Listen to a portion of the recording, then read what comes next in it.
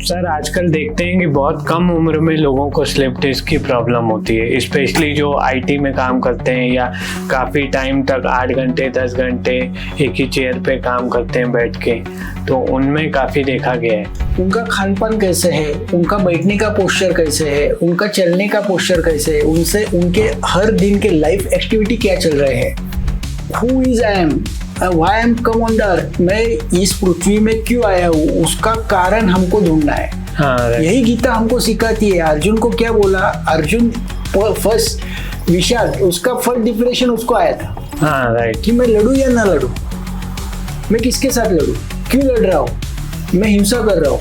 तो फिर श्री कृष्ण जी ने उनको बताया, हमारा ऐसे बोलते हैं कि हमारा कल्चर जो है 5000 साल पुराना है, तो उतना उस समय आप 5000 साल पहले ये चीज़ें सोच रहे हैं। और उस समय के जो थॉट करने वाले लोग थे या ऋषि मुनि थे, उन्होंने हमारा कल्चर जो है अकॉर्डिंग टू ऋतु बैठाया है। जैसे सावन में नॉनवेज नहीं खाना चाहिए, बट ये क्यों बनाया गया था, क्योंकि उस समय हमारी बॉडी में, क्योंकि बारिश का टाइम रहता है मोर ओवर, तो वाटर इनटेक कम चाहिए। तो उस केस में अगर आप वो सब मतलब ऐसी चीज़ें खाएंगे जो बॉडी में पचने में टाइम लगता है, तो फिर आपको क्या होगा कि वो और आपका डाइजेस्टिव सिस्टम अफेक्ट करेगा। बैक पेन हो रहा है या कमर दर्द, कंधे में दर्द, तो वो कैसे समझे कि वो स्लिप डिस्क है कि उसको मतलब नेचुरल पेन है। कभी भी पेन स्टार्ट होता है तो एक ध्यान में रखिए, हमने हमारा जो बॉडी है, हमारा बॉडी और फीलिंग, ये दोनों चीज़ों के ऊपर हम लोग कॉन्शियस है, तो हमको खुद को पहले ही पता चलता है कि हमको क्या हो रहा है। ओके, एक ध्यान में रखो, हम भगवान ने हमको 5 इंद्रिय दी है, जिससे हमको शब्द, स्पर्श, रूप, रस और गंध का पता चलता है। हमारी कमर दर्द हो रही है, हमको अंदर से फीलिंग आता है कि मेरे को कुछ तो भी तकलीफ हो रही है। Diagnosis is very important in the back pain. बहुत बार क्या होता है कि पेशेंट को पित्त की वजह से बैक पेन होता है और वो एक्सरसाइज करते बैठता है, फिजियोथेरेपी करता है और बोलता है मेरा बैक पेन ठीक नहीं हो रहा है। हर एक पेशेंट का तरीका जो है, हर एक पेशेंट का ठीक होने का तरीका अलग अलग है। कुछ पेशेंट में फर्स्ट डे रिजल्ट मिलेगा, कुछ पेशेंट में सेकंड ट्रीटमेंट के बाद रिजल्ट ज़्यादा मिलेगा, कुछ पेशेंट में थर्ड ट्रीटमेंट के बाद रिजल्ट ज़्यादा मिलेगा। रोज का जो एक्सरसाइज है उसका फीलिंग कम हो जाना, या इंटरकोर्स करने का फीलिंग कम हो जाना, या कुछ करने का, डांस करने का फीलिंग कम हो जाना, ये सब चीज़ें उसके अफेक्टेड होती है उसके हार्मोन के ऊपर।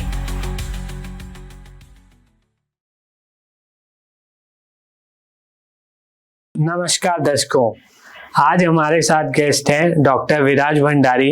ये एक्सपर्ट हैं जो Ayurveda, chiropractic, osteopathic, manual therapy, spine adjustment, structural integration, मामा therapy, visceral manipulation, organic balancing और न्यूरो मैनिपुलेशन जैसे कि एडवांस मेडिकल टेक्निक में माहिर हैं। इन्होंने इन सभी थेरेपीज की ट्रेनिंग अब्रॉड में ली है और इनका परफेक्ट कॉम्बिनेशन करके एक unique modern healing system develop किया है। चाहे वो इंडिया के केरला और महाराष्ट्र के ट्रेडिशनल हड्डी वैद्य हों या Poland, Germany, Europe, USA, China, England और ऑस्ट्रेलिया जैसी कंट्रीज की मॉडर्न स्पाइन प्रैक्टिसेस शामिल हों, डॉक्टर भंडारी ने हर जगह से इन डेप्थ ट्रेनिंग ली है। उन्होंने बाहर के एविडेंस बेस्ड स्पाइन एक्सपर्ट के साथ भी काम किया है। जैसे उन्होंने इंटरनेशनल स्टैंडर्ड के अकॉर्डिंग स्पाइन ट्रीटमेंट को और बेहतर बनाया है, स्पेशली वो स्पाइन से जुड़ी समस्याएं जो कॉमन प्रॉब्लम्स हैं और आम लोगों के जीवन में काफ़ी शामिल है। तो आइए जानते हैं कि कौन कौन सी समस्याओं को वो ट्रीट करते हैं। 10 मिनट से ज़्यादा चलने में दिक्कत, पैरों का सुन्न होना, भारी लगना, झंझनाहट, चक्कर आना, नर्व्स का दबना, डिस्क का बाहर आना, एक्सेट्रा एक्सेट्रा, काफ़ी चीज़ें शामिल हैं इसमें, जिनका इलाज डॉक्टर भंडारी पिछले 17 वर्ष से करते आ रहे हैं। डॉक्टर भंडारी स्पाइन टेक्निक के थ्रू 20,000 से ज़्यादा पेशेंट को बिना ऑपरेशन स्पाइन इश्यूज को ठीक किया है। तो चलिए मिलते हैं डॉक्टर विराज भंडारी सर से और जानते हैं स्पाइन हेल्थ के बारे में और भी ज़्यादा। तो आइए मिलते हैं सर से। हेलो सर, कैसे हैं आप? बहुत बढ़िया सर। नमस्कार। नमस्ते। सर, मेरा पहला क्वेश्चन ये है कि आजकल ये स्लिप डिस्क की प्रॉब्लम काफ़ी कॉमन हो गई है, हर मैक्सिमम लोगों को पाई जा रही है आजकल। तो पहले तो ये जानना चाहता हूँ कि स्लिप डिस्क क्या होता है और उसका बॉडी पे क्या इम्पैक्ट होता है? स्लिप डिस्क मतलब स्लिप हो जाना, डिस्क का स्लिप हो जाना। आमतौर पे बहुत लोग जो है कभी कभी कुंडी उठाते हैं, कभी कभी गैस का सिलेंडर उठाते हैं, तो बहुत बार क्या होता है, एक लचक बैठती है और उसके वजह से बहुत बार कमर में दर्द होता है, कुछ लोगों को स्पाज्म होता है। आजकल बहुत बार हम टीवी में भी एडवर्टाइज देखते हैं कि कमर दर्द हो गया तो मुंह लगाओ या बाम लगाओ या आइडेक्स लगाओ, तो बहुत बार वो लगा के भी पेशेंट को राहत नहीं मिलती है। कुछ लोग अलग अलग तेल इस्तेमाल करते हैं। जो स्लिप डिस्क है वो बहुत बार स्लिप हो जाने की वजह से अंदर का न्यूक्लियस पल्पस जो है, अंदर हमारे रीढ़ की हड्डी में 33 मनके रहते हैं और उस हर रीढ़ की हड्डी में सर्वाइकल में 7 रीढ़ की हड्डियां, थोरेसिक में 12 रीढ़ की हड्डियां, लंबर में 5 रीढ़ की हड्डियां। तो वो 2 रीढ़ की हड्डी के बीच में पानी रहता है और वो पानी के अंदर बीच में न्यूक्लियस पल्पस एक जेली लाइक स्ट्रक्चर रहता है कि जिसके वजह से हम मूवमेंट कर पा रहे हैं। हम लोग जो बेंड होना, राइट साइड मूव होना, लेफ्ट साइड मूव होना, वो मूव होते समय टॉर्क और फोर्स बढ़ जाता है at the time of movement, या एक साथ में हम लोग 1 सेकंड में 3 मूवमेंट करते हैं, तो बहुत बार वो गादी स्लिप हो जाती है और उसमें बहुत बार कुछ पेशेंट में फर्स्ट डिग्री में या फर्स्ट ग्रेड में कमर में अकड़न आ जाना, कमर जकड़ जाना, सुबह उठने के बाद कमर पूरी जकड़ा रहती है। तो सेकंड स्टेज में पेशेंट को मूंगी आना स्टार्ट होता है, चिमचिमायन संस्कृत में उसको बोलते हैं, टिंगलिंग सेंसेशन। तो बहुत बार उस मरीज में कमर से लेके पैरों तक मूंगी आती है। कुछ पेशेंट में नमनेस रहता है, कुछ पेशेंट में हेवीनेस रहता है, पैर हेवी लगता है, भारीपन लगता है, 2 मिनट खड़े होने के बाद उनको बैठना पड़ता है, 50 से 100 मीटर वो चल नहीं पाते हैं। तो ये स्लिप डिस्क जो है वो शुरुआत में कमर की अकड़न और लास्ट स्टेज में कुछ पेशेंट की चप्पल फिसल जाती है, चलते चलते चप्पल निकल जाती है तो भी समझ में नहीं आता है, इसको फुट ड्रॉप बोलते हैं। और कुछ पेशेंट में वैसे ही अंग पे निकाल दिया तो बहुत बार उस पेशेंट का पैर का पैरालिसिस मतलब लकवा मार जाता है, पूरा पैर में से जान चली जाती है, ना पैर हिल पाता है ना खुद उठा पाते हैं, वो पेशेंट बेडेंट हो जाता है। और वही पेशेंट में कुछ दिन के बाद कभी कभी मोशन का कंट्रोल चले जाता है, पेशाब का कंट्रोल चले जाता है। तो स्लिप डिस्क जो है वो दिखने में या सुनने में बहुत छोटा शब्द है, लेकिन वो बहुत बड़ी बीमारी कुछ दिन के बाद हो सकती है। तो शुरुआती में ही हमने उसका इलाज ठीक से किया तो उसका ऑपरेशन हम बचा सकते हैं।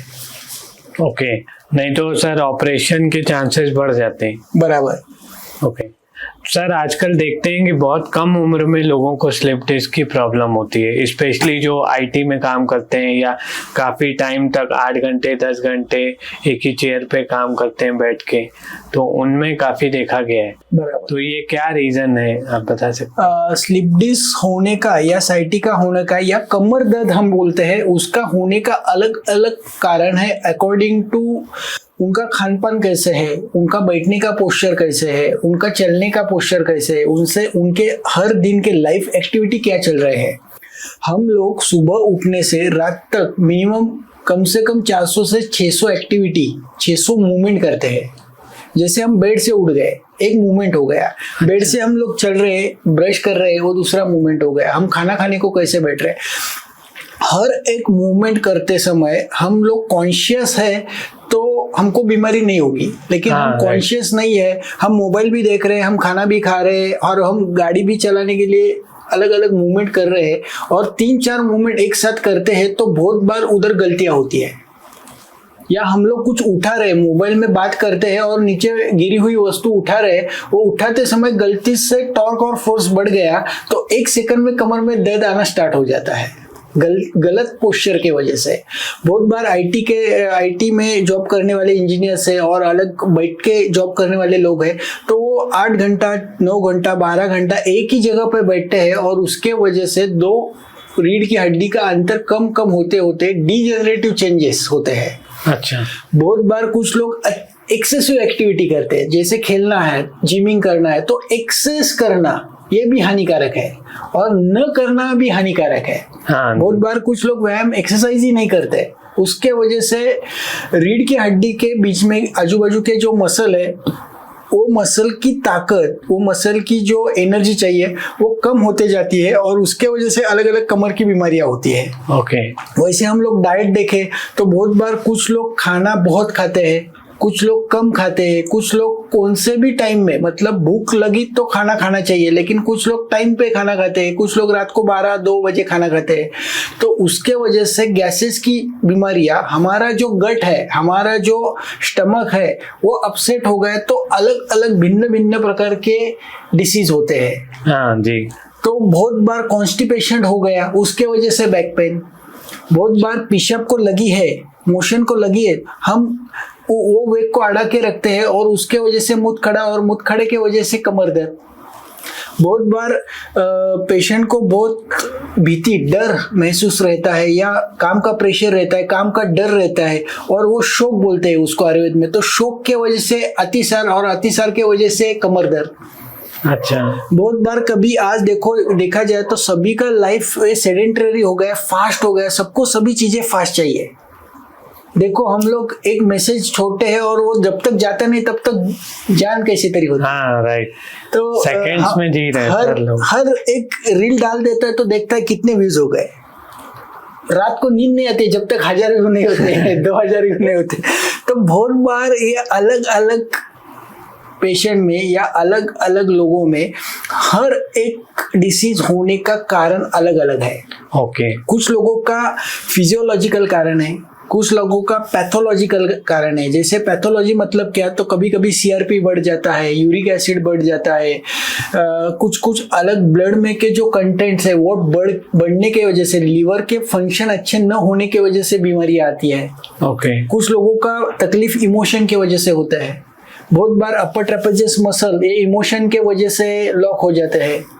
बहुत बार आप देखते हैं कि काम में प्रेशर ज्यादा रहता है, टारगेट दिया जाता है, वो टारगेट कंप्लीट नहीं होता है तब तक दूसरा टारगेट आता है। तो ये इमोशन माइंड जो है वो माइंड कोप अप नहीं कर पाता है और उसके वजह से neck pain, back pain start होता है। तो ये बैक पेन जो है वो सिर्फ एक डिसीज नहीं है, तो कभी कभी कुछ व्याधियां, कुछ रोग जो होते हैं उनका उपद्रव, या कुछ हम लोग ट्रीटमेंट ले रहे हैं उसका उपद्रव, कभी कभी डायलिसिस करवाते हैं उसके वजह से भी कभी कभी बैक पेन होता है। कभी कभी आप देखोगे हॉस्पिटल में हम लोग कुछ सर्जरी के लिए गए और सर्जरी का एनेस्थेसिया दिया है, उसके वजह से बैक पेन हुआ है। आज सीजरियन सेक्शन होता है, लेबर डिलीवरी के समय सीजरियन सेक्शन में एनेस्थेसिया देते हैं, उसके वजह से बैक पेन होता है। तो हर एक छोटे बच्चे से लेके बूढ़ों तक हर एक लाइफ का उनका जो पाथ है उसमें कुछ कुछ एक्शंस के वजह से बैक पेन, कुछ कुछ खाने का तरीका अनडाइजेशन हो गया उसके वजह से बैक पेन, बैग का हम लोग इस्तेमाल कर रहे हैं वो बैग गलत तरीके से हम लोग इस्तेमाल कर रहे हैं उसके वजह से बैक पेन। तो बैक पेन होने का या नेक पेन होने का या स्लिप डिस्क होने का कॉज अलग अलग है। ओके। और हर एक पेशेंट में उसका कॉज अलग है। कुछ पेशेंट में मसल का पैटर्न चेंज होता है, कुछ पेशेंट में नोड्स बन जाते हैं, कुछ पेशेंट में इमोशन के विसरल ऑर्गन इम्बैलेंस होते हैं, इमोशन विसरल ऑर्गन के ऊपर अलग तरीके से लिगामेंट टाइट कर देता है। तो ये जो स्लिप डिस्क है, साइटिका है, या कमर दर्द है, या रीढ़ की हड्डी का पेन है, वो हर एक पेशेंट का कॉज जो है वो अलग अलग है। ऐसा नहीं है कि हमेशा गादी स्लिप हो गई और उसके वजह से बैक पेन है। जी। तो सर नॉट्स या जैसे आप स्टिफनेस बता रहे हैं वो इमोशनल इम्पैक्ट भी करता है उसको? यस, बहुत बार क्या होता है कि इमोशन जो है वो काफी हद तक विषादो रोगवर्धनम, विषाद मतलब क्या, अति चिंता, हमेशा सोचते रहना, एक सोचना बंद हो गया तो दूसरा सोचने के मन में कुछ तो भी विचार आ जाते हैं। अभी हम लोग मोबाइल लेना है तो मोबाइल का विचार करते हैं, फिर मैं आईफोन लूँ या सैमसंग लूँ या अलग और ब्रांड है। फिर मोबाइल जब लेते हो तब घर लेने की सोच में मन में आता है, तो किधर मैं घर लूँ, वागोली में घर लूँ, खराड़ी में लूँ, हिंजवड़ी में लूँ, बानेर में लूँ। तो ये सोचने के वजह से बहुत बार कुछ लोगों का स्वभाव ही बन जाता है कि हम दूसरे के प्रॉब्लम भी भी खुद मन में लेके आते हैं। हाँ जी, ओवर थिंकिंग।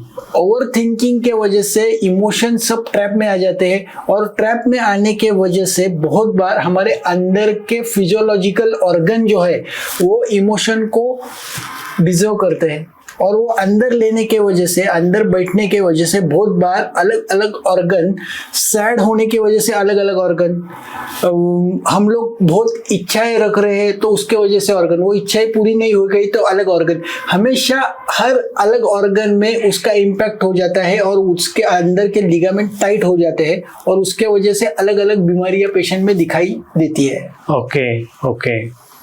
और सर आजकल ये काफ़ी issues because of the health या मेंटल स्टेट की वजह से ही देखा जा रहा है। आजकल हार्ट अटैक भी ज़्यादा हो रहे हैं, बैक पेन जैसे आप बता रहे हैं, वो सब उससे, mind is everything, what you think you become. Yes, बहुत बार क्या होता है कि लोगों का थिंकिंग माइंड, हम लोग किधर जा रहे हैं, हम प्रगति तो कर रहे हैं, लेकिन बहुत बार मन में जो विचार है, मन की जो इच्छाएं है वो खत्म नहीं हो रही है, तृप्ति नहीं हो रही है, इसलिए आदमी अलग अलग ट्रैप में अटक रहा है।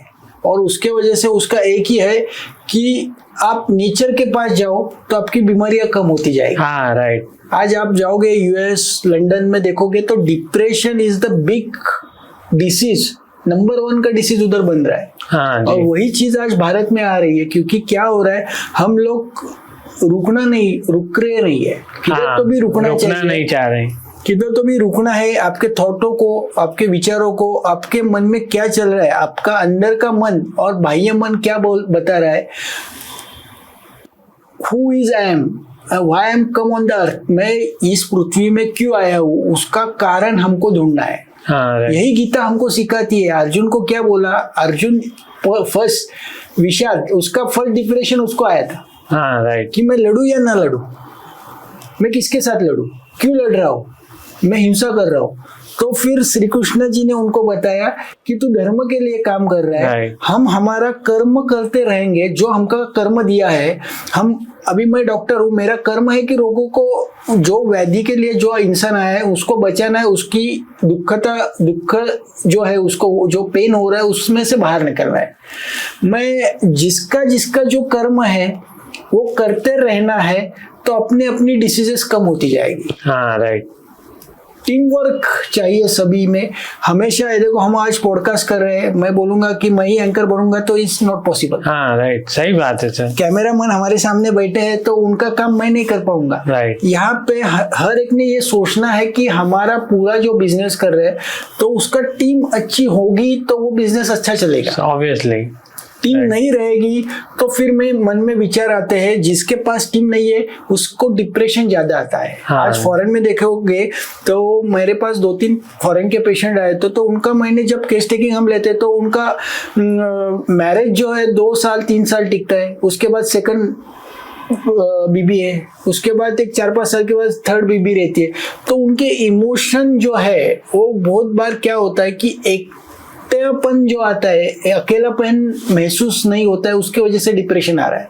हाँ जी, राइट। बहुत बार क्या होता है, उनको बच्चियां अलग रहती है, बीबी अलग रहती है, अकेलापन में ज्यादा देर निकलते हैं और उसके वजह से डिप्रेशन आ रहा है। आज हमारा फैमिली जो है, इंडिया का संस्कृति जो है, भारत का संस्कृति है, हम लोग सब हमारा दोस्त है, ग्रुप है, हमारे फैमिली रिलेशन में हमेशा त्योहार रहता है। दिवाली आ गया, रक्षाबंधन आ गया, तो हम लोग एक दूसरे के घर पे जाते हैं, त्योहार मनाते हैं। जॉइंट कल्चर है, जॉइंट कल्चर है, और हम हमारी बातें एक दूसरे से करते हैं, एक दूसरे से सीखते हैं, तो उसके वजह से बीमारियां कम होती है। हाँ, राइट। आप शेयर करते हैं तो आप वेंट आउट होते हैं। यस, उसके वजह से डिप्रेशन कम आता है, उसके वजह से इमोशन बैलेंस रहता है।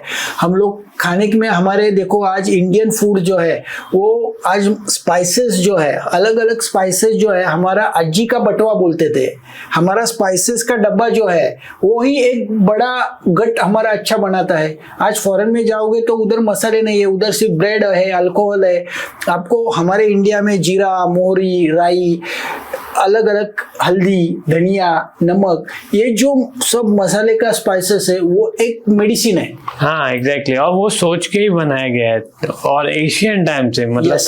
हमारा ऐसे बोलते हैं कि हमारा कल्चर जो है 5000 साल पुराना है, तो उतना उस समय आप 5000 साल पहले ये चीजें सोच रहे हैं। और उस समय के जो थॉट करने वाले लोग थे या ऋषि मुनि थे, उन्होंने हमारा कल्चर जो है अकॉर्डिंग टू ऋतु बैठाया है। हाँ देखो आप, एग्जैक्टली, पावसाळा आ गया तो उस समय का खान पान, गर्म पानी हम बॉईल करके पीते हैं। उन्हाळा आ गया तो हम ठंड पदार्थ खाते हैं। हाँ जी, मौसम की सीजन में हम गर्म पदार्थ खाते हैं। जैसे जैसे हमारा ऋतु चेंज होता है उस हिसाब से हमारे वात, पित्त, कफ इनका प्रकोप होने की वजह से उनका खान पान वैसे आ गया है। हाँ। वैसे सब सन जो है उस हिसाब से बैठा है, इसीलिए हमको बीमारियां कम होती है। हाँ जी, आज इंडियन ट्रेडिशन जो है तो वो सब जो बैठाया है वो अलग अलग चीजों पे, हमारा जो भी ऋतु का कल्चर चेंज होता है तो हमारी खान पान चेंज होती है, जी सही हमारा बात। कपड़ों का पहनने का तरीका चेंज होता है। देखो हम दिवाली में कौन से कपड़े पहनते हैं, मौसम में कौन से, ठंडी का मौसम आया तो कपड़े चेंज करते हैं। तो वैसे हमारे इधर सब चारों सीजन है, वैसे खान पान हमारा चारों सीजन का अलग अलग है। हाँ। और हमारे घर में जो हमारे दादाजी दादी जी खाते आए वही चीज हम खाएंगे, हमारे जीन्स वही एडॉप्ट करते हैं और उसके वजह से हमारी बीमारियां कम होती है। एग्जैक्टली और सर इसीलिए मतलब कई लोग भले इसको स्पिरिचुअल रीजन बताते हैं कि जैसे सावन में नॉनवेज नहीं खाना चाहिए, बट ये क्यों बनाया गया था, क्योंकि उस समय हमारी बॉडी में, क्योंकि बारिश का टाइम रहता है मोर हुआ, तो वाटर इनटेक कम चाहिए। तो बराबर। उस केस में अगर आप वो सब मतलब ऐसी चीजें खाएंगे जो बॉडी में पचने में टाइम लगता है, तो फिर आपको क्या होगा कि वो और आपका डाइजेस्टिव सिस्टम अफेक्ट करेगा। तो इस वजह से वो 1 मंथ का जो है वो उस सीजन में, लाइक सावन के 1 मंथ में वो अवॉइड करने को बोला था। बराबर है। उसको स्पिरिचुअल लोग न मान रहे थे तो उसको स्पिरिचुअलिटी से कनेक्ट करके, ताकि लोग उस पर ट्रस्ट करें और उस चीज को बिलीव करें। बराबर है।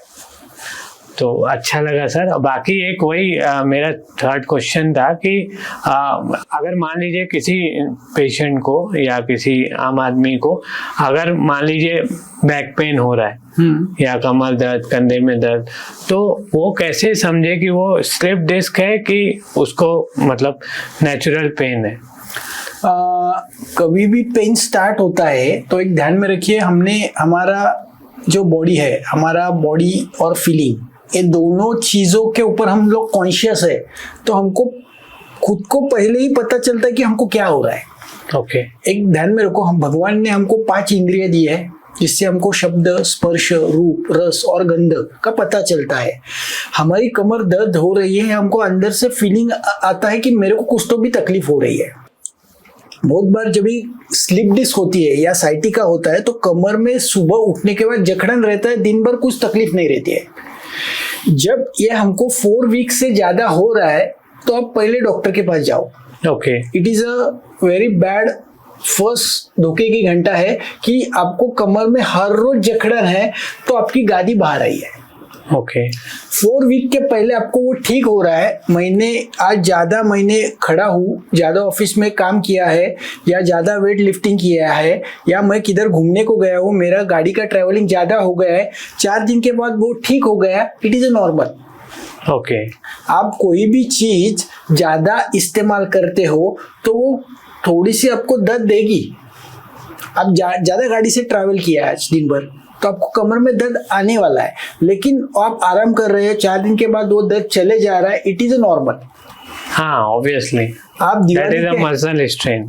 यस, आप दिवाली के समय घर सब साफ कर रहे हो, पड्डे सब निकाल रहे हो, सब साफ सफाई कर रहे हो, उस समय आप काम ज्यादा करते हो, आप उठक बैठक ज्यादा कर रहे हो, या आप किसी सप्ताह में गए हो, उधर बैठना ज्यादा हो गया, 8 घंटा 10 घंटा बैठना हो गया, उसके बाद एक 4 दिन कमर दर्द कर रहा है, अपने आप नॉर्मल हो जाएगा। हाँ ट्रैवल गए या कुछ। लेकिन कभी कभी क्या होता है, कुछ तो भी उठाया है, कुछ तो भी झटका बैठ गया, कुछ तो भी ट्विस्टिंग हो गया और उसके वजह से मेरे पैरों में झिंझिनाहट आ रही है, मेरे पैरों में जड़पना लग रहा है, मेरे को हेवीनेस लग रहा है, इट इज अनबेरेबल पेन है, बहुत दर्द हो रहा है, चल नहीं पा रहा हूँ, रुक किधर भी खड़ा नहीं हो पा रहा हूँ, मेरा बॉडी टिल्ट होते जा रहा है।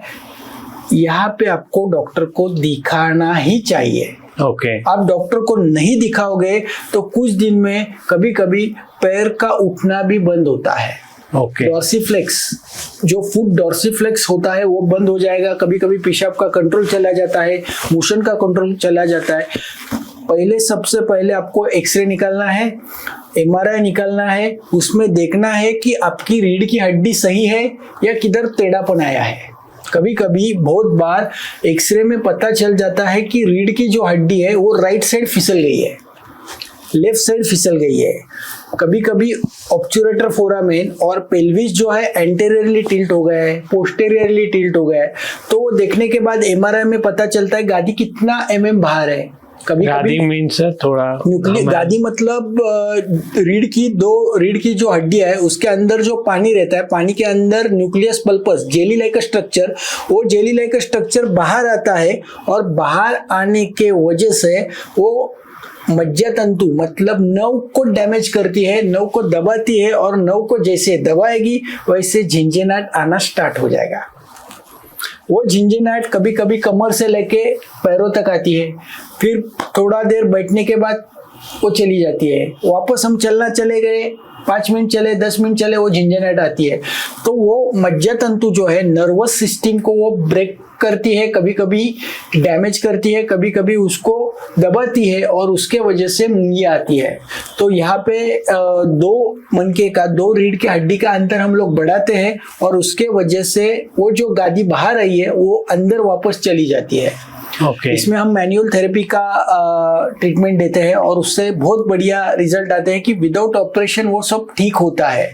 कभी कभी कुछ पेशेंट में कॉन्स्टिपेशन रहता है, बहुत होटल का खाना खाया है, रात को लेट नाइट खाना खाया है, तो बहुत बार कॉन्स्टिपेशन होता है और कॉन्स्टिपेशन के वजह से बैक पेन होता है। तो वहाँ पे हम रात को गंधर्व हरित की चूर्ण 1 चम्मच रात को लिया तो उससे पेट साफ हो जाता है और कमर दर्द चले जाएगा। कभी कभी कुछ एसिडिटी की वजह से यस कभी कभी कुछ पेशेंट में क्या होता है कि बहुत स्पाइसी फूड, बहुत ऑयल वाला फूड खाते हैं या नॉनवेज बहुत खाते हैं, तो उसके बाद आमट डकार आती है और पेट फूक जाता है। कभी कभी अल्सर्स हो जाते हैं। डिओडिनम जो है मतलब आमाशय, स्टमक के बाद डिओडिनम नाम का जहाँ पे हमारी आतड़ी चालू होती है वहाँ पे जख्म हो जाती है और अल्सर्स आ जाते हैं और उसके वजह से पीछे का जो भाग है वहाँ पे वेदनाएं, इन्फ्लामेशन हो जाता है, वहाँ पे तीव्र वेदनाएं होती है। यहाँ पे फिर हम लोग दुर्वा का रस देते हैं कुछ पेशेंट में, तो वो एसिडिटी कम होती है। कुछ पेशेंट में हम दाडिम अवलेह, अनार जो है वो अनार खाने को देंगे तो उससे पित्त कम होता है, वहाँ का इन्फ्लामेशन कम होता है। कभी कभी हम वहाँ पे शुद्ध शेखर रस नाम की एक आयुर्वेदिक दवाई है, वो वैद्यकीय सल्ले से ले लो, उससे वो दर्द कम हो जाता है, ढकार आना कम हो जाता है। अविपत्तिकर चूर्ण नाम का एक आयुर्वेदिक दवाई है, वो जब पेट में हम देते हैं 2 बार आधा चम्मच, तो उससे बहुत बार पित्त की तकलीफ कम होती है, गैस्ट्राइटिस कम हो जाता है, डिओडिनम का जो अल्सर है वो कम हो जाता है और उसके वजह से बैक पेन कम हो जाता है। तो हमेशा diagnosis is very important in the back pain. बहुत बार क्या होता है कि पेशेंट को पित्त की वजह से बैक पेन होता है और वो एक्सरसाइज करते बैठता है, फिजियोथेरेपी करता है और बोलता है मेरा बैक पेन ठीक नहीं हो रहा है। बहुत बार कॉन्स्टिपेशन की वजह से बैक पेन होता है, पेशेंट हर रोज एक्सरसाइज कर रहा है, लेकिन जब तक उसका कॉन्स्टिपेशन चला नहीं जाएगा, रूट कॉज चला नहीं जाएगा, तब तक उसका बैक पेन ठीक नहीं होगा। ऑलवेज ट्रीटमेंट बहुत है बैक पेन के लिए, एक्सरसाइज पैटर्न है, योगा है, आयुर्वेदिक दवाइयाँ है, होम्योपैथी दवाइयाँ है, कुछ लोग इंजेक्शंस लेते हैं। बहुत बार इंजेक्शन 3 बार 4 बार लेते हैं तो भी ठीक नहीं होता है क्योंकि उसका रूट कॉज इमोशन है। हाँ राइट, यहाँ पे प्रॉब्लम है तो ट्रीटमेंट यहाँ पे लगती है। आप यहाँ पे ट्रीटमेंट देके एक्सरसाइज करके तो वो ठीक नहीं होने वाला है। राइट। हमेशा हर एक पेशेंट अलग है बैक पेन का, उसको कस्टमाइज डायग्नोज करना है कि एक्चुअल में उसका प्रॉब्लम क्यों है। राइट, मीन्स अगर इमोशनल इश्यूज हैं तो आप फिजिकल इश्यूज क्योर करके नहीं होगा, उसको माइंड के ऊपर ट्रीटमेंट चाहिए। हाँ, right. उसके ऊपर हम लोग क्रेनियोसैक्रल थेरेपी, उसका इमोशन हम लोग पहचानते हैं कि कौन से इमोशन उस पर अटक गया है। बहुत बार मेरे पास परसों एक पेशेंट आया था, ही इज गुड म्यूजिशियन, और वो म्यूजिशियन था लेकिन उसका शादी होके 15 साल हो गए, लेकिन जब वो कॉलेज में थे तब उनका एक लड़की के साथ अफेयर था, और वो लड़की को अभी 15 साल में मिले नहीं है, 15 साल में फ़ोन किया नहीं है। वो लड़की उनके गांव से 500 किलोमीटर दूर रहती है, लेकिन जो 15 साल पहले उनके साथ उन्होंने 3-4 साल बिताए थे वो उनके माइंड में हमेशा आता है, और उसकी सुगंध, उसकी आवाज़, उसकी सब, उसका एसेंस या उनकी जो एहसास है, फीलिंग जो है वो सब उनको हमेशा आती है और उनको वो सताती है, और उसके वजह से उनका इमोशन ट्रैप में आ गए थे। okay. तब जब हमने चेक किया तो उनको हमने समझा के बोल दिया कि आप एक काम करो, अभी इसका एक ही इलाज है, आप आपके वाइफ के साथ टाइम ज़्यादा से ज़्यादा स्पेंड करो। हमने उनको सिर्फ रेमेडी क्या दिया, तो आपको हर रोज हफ्ते में 2 या 3 बार गजरा लेके आपको वाइफ को देना है। आपको रोज सुबह उठना है और रात को रोज उनके साथ वॉक पे 20 मिनट जाना है, उनका हाथ पकड़ के आपको बैठना है 10-15 मिनट। तो उनको क्या हो गया कि उनकी जो आदतें थी या उनके जो इमोशंस जो मन में आ रहे थे, वो इमोशन उनके पूरे चले गए, और उनका चित्त इसमें ये हो गया, हाँ, अटैच हो गया। मतलब हो गया। जो टाइम वो लोनलीनेस में या उनको याद करने में लगाते थे, वो अभी अपनी वाइफ को पैम्पर करेंगे तो शायद वो माइंड डाइवर्ट होगा। हर हफ्ते में उनको बोला मैं हर 15 दिन में आपको पिक्चर को जाना है, 1-2-3 महीने के बाद आप आउटिंग को जाओ। फिर ये चेंज करने के बाद लास्ट वीक वो वापस मेरे पास आ गए, तो बोले sir it is a good remedy. मतलब एक ध्यान में रखो, हर एक पेशेंट का इमोशन अलग है। दूसरे एक पेशेंट मेरे पास आ गए थे कि उनको ऑपरेशन बोला था, age around 65 years, male patient है। तो वो आने के बाद मैंने सब केस टेकिंग लिया, सब ये किया, उनको ट्रीटमेंट हमने स्टार्ट किया, और ट्रीटमेंट देने के बाद वो वापस सब ट्रीटमेंट हो गया। सब ट्रीटमेंट होने के बाद पेन भी चला गया, लेकिन नर्वस थे चेहरे पे। तो मैंने वापस उनको अंदर बुलाया, अंदर बुलाने के बाद बोला what happen, how is your pain, how is your जोश। वो बोले I am pain free but sir problem है। मैं बोला क्या प्रॉब्लम है सर? क्या होता था, मेरे शादी को 40 इयर्स हो गए, मेरी बीबी रोज झगड़ती थी, मेरी बीबी रोज मेरे साथ झगड़ती थी, रोज कुछ ना कुछ ताना तैना मारती थी, लेकिन उनको जैसे पता चला है कि इनको ऑपरेशन बोला है, इनको रीढ़ का हड्डी का ऑपरेशन बोला है, उन्होंने बहुत केयर लेना स्टार्ट किया है। ना मेरे से झगड़ती है, मेरे को कुछ बड़ी बीमारी हो गई है क्या, सच सच बोलो, कैंसर कुछ हुआ है क्या? मैं बोला अंकल आपको कुछ हुआ ही नहीं है, स्लिप डिस्क है, वो बहुत मामूली है, हमारे ट्रीटमेंट से ठीक हो जाएगा। नहीं, मेरे घर वालों ने इतना मेरा ख्याल रख रहे हैं कि जैसे मैं अभी जाने वाला हूँ। तो फिर मैंने उनके बीवी को अंदर बुलाया, आप योगा इनके साथ हर रोज सुबह करना है और रोज झगड़ना है। तो क्या होता है, बहुत बार जब आदमी को एखादा डिसीज होता है या ऑपरेशन बोला है, बड़े बड़े हॉस्पिटल में लोग चले जाते हैं, बड़े बड़े हॉस्पिटल में जाने के बाद उधर का माहौल, उधर जो पेशेंट बैठे रहते हैं, और किसी को ऑपरेशन होके कोई फॉलोअप को आता है तो वो बोलता है यार ऑपरेशन मत करो, मेरे को वो पेशाब का प्रॉब्लम हो गया। हाँ जी। कोई बोलता है मेरे को I have foot drop because of operation. कुछ लोग बोलते हैं कि मेरा पैर को लकवा मार दिया, कुछ लोग बोलते हैं कि मेरा अच्छा हो गया। तो पेशेंट कंफ्यूज हो जाता है कि डिप्रेशन में चला जाता है, मैं ऑपरेशन करूं या नहीं करूं।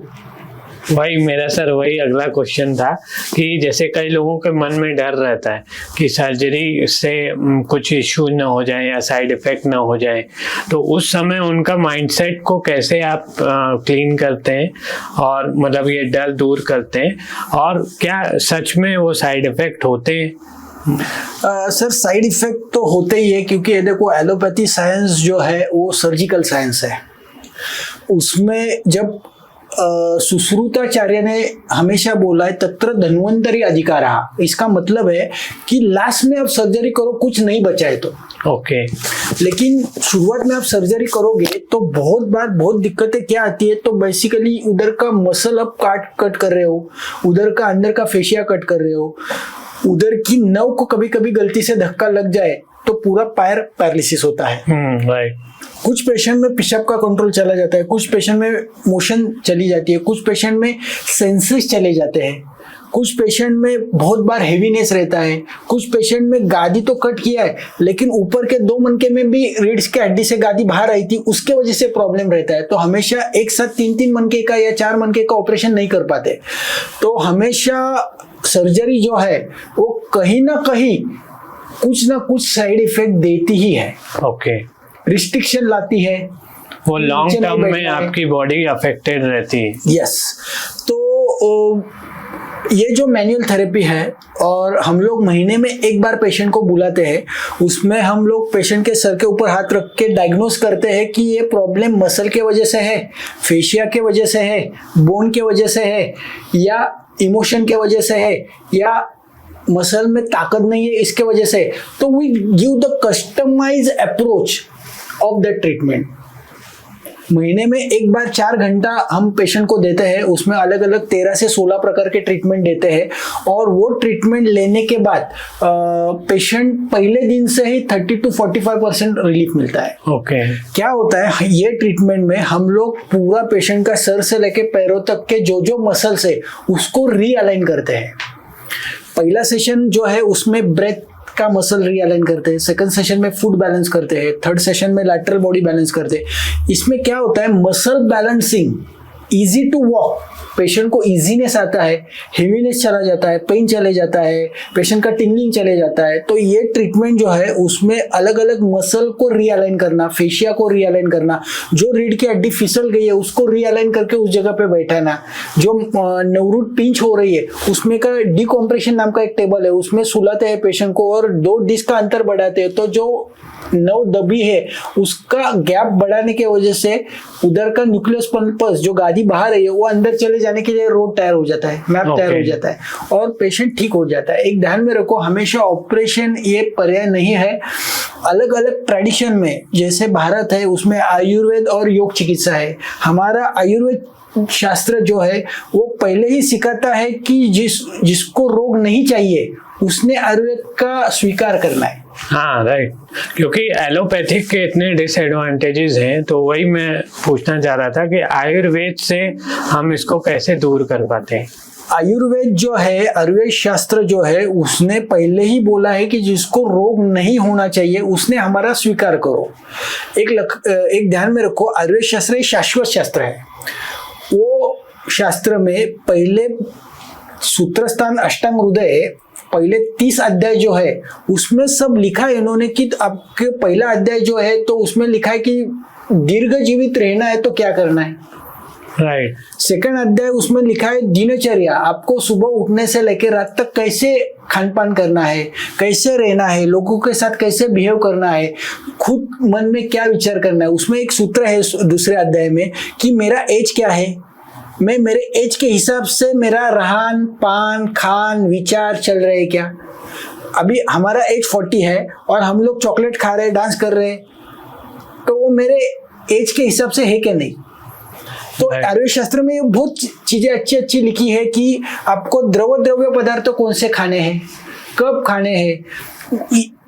पानी जो है, हम सिर्फ पानी का एक एग्जांपल देता हूँ कि पानी कौन सा पीना है। तो पानी पीने समय उन्होंने बोला है कि नदी, बहती हुई नदी का पानी, सरोवर का पानी, विहीर का पानी, बहुत कम बहने वाला पानी, उत्तर दिशा से बहने वाला पानी, दक्षिण दिशा से बहने वाला पानी, ऊपर हिमालय से आने वाला पानी, बारिश का पानी, उसके हर एक पानी के गुणधर्म लिखे हैं। हाँ जी। और उसके गुण धर्म से कौन से व्याधि के लिए वो हम इस्तेमाल कर सकते हैं। गर्म किया हुआ पानी कब पीना है, गार पानी कब पीना है, कौन से ऋतु में कितना पानी पीना है, सुबह उठने के बाद पानी पीना है क्या, रात को सोते समय कब पानी पीना है, भोजन के पहले कब पानी पीना है, भोजन के बीच में कब पानी पीना है, भोजन के बाद में कब पानी पीना है, इतना पानी के बारे में लिखा है। हाँ जी। ये मैंने सिर्फ एक एग्जाम्पल दिया। हाँ, सही। वैसे मांस खाना है तो कौन सा मांस खाना है, गाय का मांस, डुक्कर का मांस, शेरी का मांस, कोमड़ी का मांस, वो कौन से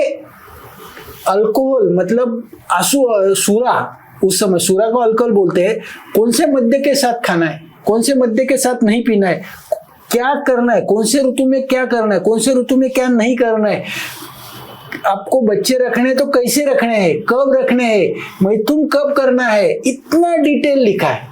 आप अमावस्या पूर्णिमा को मैथुन करके बच्चे रखोगे तो वो बच्चे साइकोसोमेटिक डिसीज के होंगे। ओके। आज हम लोग देखते हैं डाउन सिंड्रोम में बच्चे हो गए, पैदा हो गया, क्यों हो गया? बिकॉज ऑफ कभी कभी उनके मम्मी पापा ने इंटरकोर्स पूर्णिमा में किया रहता है, अमावस्या में किया रहता है। एक ध्यान में रखो, आयुर्वेद शास्त्र में पहले 30 अध्याय में हर एक चीज का वर्णन है। कौन सा पदार्थ कब खाना है, कैसे खाना है, गुड़ कौन सा लेना है, 1 साल पहले गुड़ लिया तो क्या होता है, नया गुड़ से क्या बीमारियां हो जाएगी, हर एक चीज में उन्होंने लिखा है कि वो चीज कब इस्तेमाल करना है। कोई भी पौधा लाना है, औषध के लिए इस्तेमाल करना है, तो वो पहले हम लोग वनस्पति को नमस्कार करते हैं और उसको बोलते हैं कि हे वनस्पति, हे देवता, आज मैं ये वनस्पति इस कारण के लिए मैं इसका उपयोग करने वाला हूँ, आप उसको ताकत देना। हाँ, आप उस जो भी बीमार पर्सन है उसकी बीमारी कम करना। मतलब आयुर्वेद शास्त्र में फिर निदान स्थान आया, फिर ज्वर अध्याय आया। ज्वर अध्याय, ज्वर क्यों होता है, ज्वर के कारण क्या है, ज्वर होने के बाद आपको कुछ खाने की इच्छा नहीं होती है, फिर कुछ लंघन, ये चिकित्सा है ज्वर की। बुखार आया तो पहले कुछ खाना नहीं है। हाँ जी। उसमें दीपन पाचन औषधि देने, दीपन पाचन मतलब अदरक और गुड़ दे दो, षडंगोदक जैसा द्रव्य पीने के लिए ज्वर में दे दो। तो ये छोटी छोटी बातें आयुर्वेद शास्त्र में लिखी है कि बुखार आता है तो उसमें क्या खाना है, क्या खाना नहीं है, उसमें क्या करना है। आज क्या होता है, हम लोग क्रोसिन लेते हैं, कुछ भी खाते हैं फिर, और उसके वजह से बीमारी बढ़ रही है। राइट, और वो टेम्पररी सोल्यूशन है। और सर जैसे आप आयुर्वेद के बारे में शास्त्र बता रहे हैं, ये सब तो हमारे चारों वेदों से ही निकला है, ऋग्वेद से। बेसिकली ये सारा कुछ ऋग्वेद में दिया। अथर्ववेद का उपवेद है आयुर्वेद शास्त्र। हाँ, बेसिकली क्या होता है, बहुत बार आयुर्वेद शास्त्र की चिकित्सा जो है उसके 8 अंग बोले हैं। काय चिकित्सा, बाल चिकित्सा, ग्रह के राक्षस पीड़ा, ग्रह बाधा, ये भी आयुर्वेद शास्त्र में आया हुआ है। वापस ऊर्ध्वांग, ऊर्ध्वांग मतलब ईयर नोज के बीमारी, दांत के बीमारी, आइज की बीमारी, शल्य शालक्य, पूरा Sushruta is the godfather of surgery. Right. लेकिन क्या हो गया, अंग्रेजों ने जैसे हमारे भारत में आक्रमण किया, वैसे वैसे हमारे सभी साइंसेस, नालंदा विद्यापीठ जला दिया, अलग अलग हमारी जो ट्रेडिशन थी उसको पहले उन्होंने डिस्ट्रॉय किया। हाँ, अभी भी सर वही प्रैक्टिस है कि उनको वेस्टर्न की तरफ मोड़ा जाए और जो मतलब जो हमारे रूट्स हैं या कल्चरल बिलीव्स हैं उसको कट किया जाए, और फॉरेनर काशी में आके वही चीज सीख रहे हैं। एक ध्यान में रखो, हमारा अर्वाचीन शास्त्र जो है, हमारा आयुर्वेद जो है, वैसे हर एक कंट्री में उनका एंसेंट साइंस है। जैसे आप यूएस में जाओगे तो उधर पौधे कम है, झाड़ कम है, पत्ते कम है, तो उधर उन्होंने मैनुअल थेरेपी का एंसेंट शास्त्र जो है अमेरिका का, तो उधर ऑस्टियोपैथ है। वहां पे वो लोग हाथ लगा के ट्रीटमेंट देते हैं, हर एक ऑर्गन को हाथ लगा के ट्रीटमेंट। चाइना में जाओ तो चाइनीज मेडिसिन है, रशिया में जाओ तो उनका एंसेंट साइंस है, जर्मनी में जाओ तो उनका एंसेंट साइंस है। हर एक कंट्री में उसका खुद का एंसेंट साइंस मतलब ही आयुर्वेद है। राइट। और वो चीज है, जैसे जैसे आज सब लोग अभी उनके एंसेंट साइंस के ऊपर काम कर रहे हैं। आज बहुत पेशेंट फॉरेन से इंडिया में ट्रीटमेंट लेने को आते हैं, क्योंकि आज नरेंद्र मोदी जी ने आयुष वीजा निकाला है कि जो एग्रो टूरिज्म जैसे है वैसे ट्रीटमेंट का टूरिज्म निकाला है। हाँ, कि लोग आज पंचकर्म करने के लिए, डिटॉक्स करने के लिए बाहर विदेशों से इंडिया में आ रहे हैं और पंचकर्म कर रहे हैं, और फिर उसके बाद में इंडिया घूम लूँ। ऐसा भी कई लोगों को मैंने सुना है कि इंडिया के बाहर आते हैं, इंडिया आते हैं बाहर से ट्रीटमेंट के लिए, और फिर उनको पूरी यहाँ की यात्रा कराई जाती है। यस। तो जैसे सर आप कायरोप्रैक्टिक मर्म थेरेपी या मैनुअल थेरेपी एक साथ देते हैं तो उसके क्या परिणाम होते हैं बॉडी पे? सर बेसिकली देखा जाए तो हर एक व्यक्ति जो है जब भी कमर दर्द या नेक पेन या टिंगलिंग सेंसेशन या साइटिका स्लिप डिस्क लेके आता है, डिस्क प्रोट्रूजन है, डिस्क हर्निएशन है, तो हर एक पेशेंट का अलग अलग पार्ट जो है बॉडी का, जैसे कुछ पेशेंट में माइंड, कुछ पेशेंट में मसल्स, कुछ पेशेंट में फेशिया, कुछ पेशेंट में टेंडोन्स, कुछ पेशेंट्स में स्नायु, कुछ पेशेंट में ऑर्गन, कुछ पेशेंट में नर्व जो है पूरी सर से लेके पैरों तक की नर्व जो है वहाँ कहाँ कहाँ पे कुछ ब्रांचेस में अलग अलग तरह की डिफॉर्मिटी आती है। तो हमेशा ऐसा नहीं है कि ये 2 डिस्क में का अंतर बढ़ा है तो पेशेंट ठीक हो गया। कभी कभी पेशेंट का गेट पैटर्न जो है, कभी कभी पेशेंट गलत तरीके से चल रहा है तो उसका वॉकिंग हम सुधारते तो उसका ट्रीटमेंट वो ट्रीटमेंट है। ओके। कुछ पेशेंट गलत तरीके से बैठ रहे हैं, हमेशा उनका बैठने का तरीका, गाड़ी में बैठने का तरीका, घर में बैठने का तरीका वो गलत है, उसके वजह से वो बिग रूट कॉज है वो बैक पेन के लिए। तो कुछ पेशेंट में मसल्स मिसअलाइन होते हैं, मसल्स में नोड बन जाती है, पेशेंट का स्ट्रक्चर जो है सर से लेके पैरों तक, खांधे जो है, शोल्डर जो है वो ऊपर नीचे हो जाते हैं, कभी कभी पेल्विस का भाग टेढ़ा हो जाता है, दोनों पैरों में खड़े होने के बाद एक पैर आगे चला जाता है, एक पैर पीछे रहता है, तो उसमें हम फेशियल मैनिपुलेशन ट्रीटमेंट देते हैं। जैसे कभी कभी कुछ पेशेंट के टेंडोन्स, कुछ मसल पूरे टाइट हो गए तो वहाँ पे हम मर्म चिकित्सा से वहाँ पे रिलीज करवाते हैं। कुछ पेशेंट में हमको फिजियोलॉजिकल प्रॉब्लम है तो वहाँ पे हम लोग फिजियोलॉजिकल मेडिसिन देते हैं अकॉर्डिंग टू वात पित्त कफ। कुछ पेशेंट में स्ट्रेंथ नहीं है तो वहाँ पे हम योग चिकित्सा और उसके साथ इमोशन भी अटैच है तो उसके साथ मेडिटेशन देते हैं। पेशेंट को मेडिटेशन देने के बाद बहुत पेशेंट में ऐसे बदलाव आते हैं कि पेशेंट की कोप अप करने की समस्या बढ़ती है। मेरे पास बैक पेन का पेशेंट आ गया, उसने बैक पेन के वजह से 3 से 4 बार आत्महत्या करने की कोशिश की थी because of heavy back pain. तो हमेशा एक ध्यान में रखिए, हर एक पेशेंट जो है उसका कोप अप जो है वो अलग तरीके से करता है। कुछ पेशेंट में पेन रहता है मामूली, लेकिन उसको महसूस होता है कि मेरे को बहुत पेन है, आई एम बहुत बड़ा बीमारी, मेरे को कुछ तो भी हुआ है। और कुछ पेशेंट का पेन बहुत बड़ा रहता है लेकिन उसका कोप अप करने का तरीका एकदम मेरे को कुछ नहीं हुआ है। हाँ, विल पावर जो है वो ज्यादा रहता है। तो हम लोग क्या करते हैं, हर एक पेशेंट में अकॉर्डिंग टू उसके बोन मिसअलाइन हुए तो we go for chiropractor. If the patient bone भी मिसअलाइन है, मसल भी मिसअलाइन है और फेशिया भी मिसअलाइन, तो we required integrate approach. Okay. हर एक पेशेंट का ट्रीटमेंट का अप्रोच जो है वो according to diagnosis, according to actual उसमें कौन से more factor is affected for back pain और नेक पेन। ओके।